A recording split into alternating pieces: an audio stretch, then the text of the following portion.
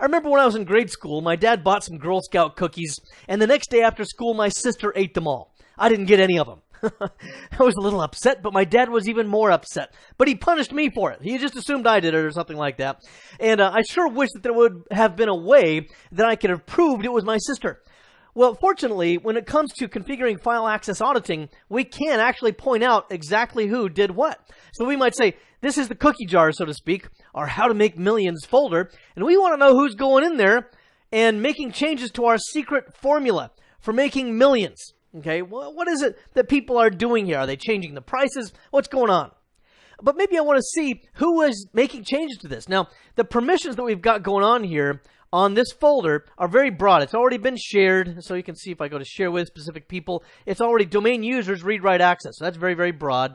If I go into the specific permissions here, and the NTFS permissions on the security tab, we see the domain users have full control. That's very broad. That might be okay, especially for higher level folders where you're not that granular yet. You haven't gotten very specific.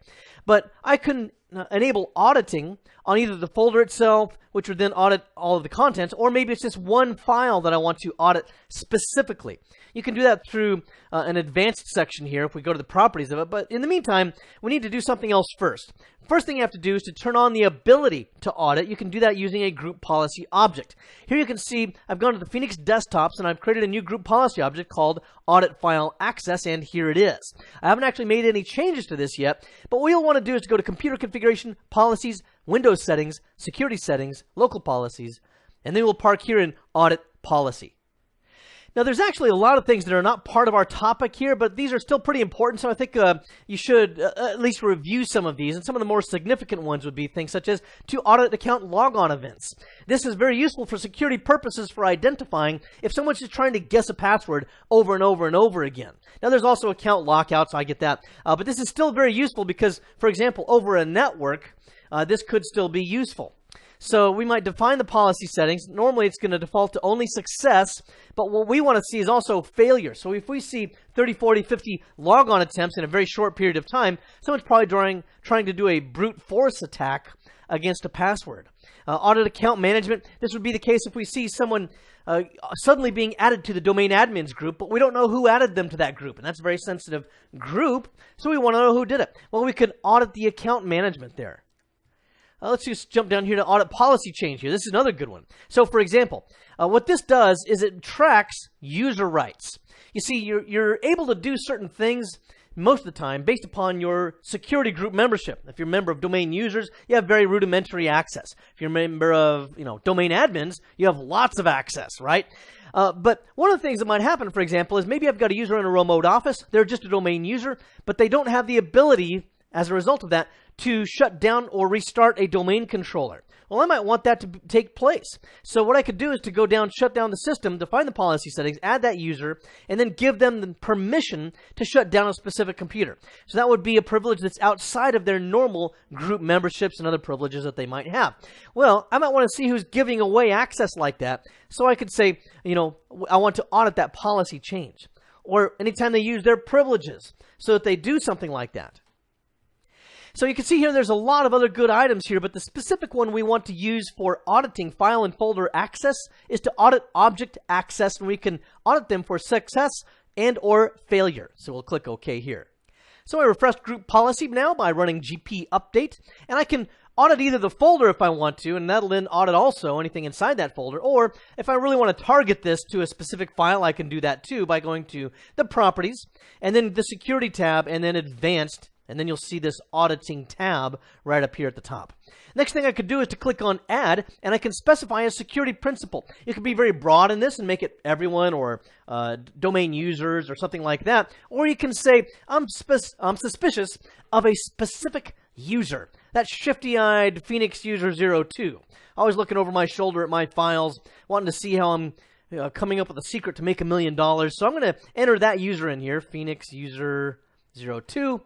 And then we're going to audit them for success, failure, or all. And we can say that we want to audit which permissions that they're executing. So we can say if they just read it, if they make a write change to it, or full control, whatever. So I'm just going to say full control in our case. And then in a previous nugget, look at the titles of our series. We had one called Dynamic Access Control.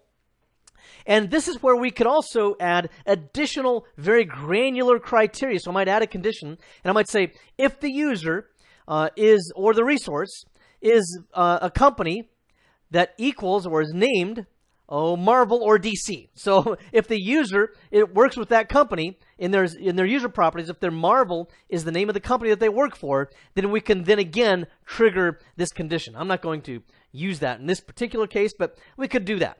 So anyway, we've got pretty much all we want. Phoenix user 02, pretty much if they just touch the file, we're going to know about it. So I'm going to click OK here and OK and OK.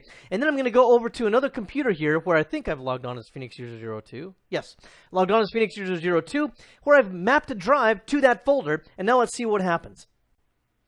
That user double clicks on the file and they say, ooh, you know, this is the secret to make millions of dollars, and they're changing my secret formula, you know.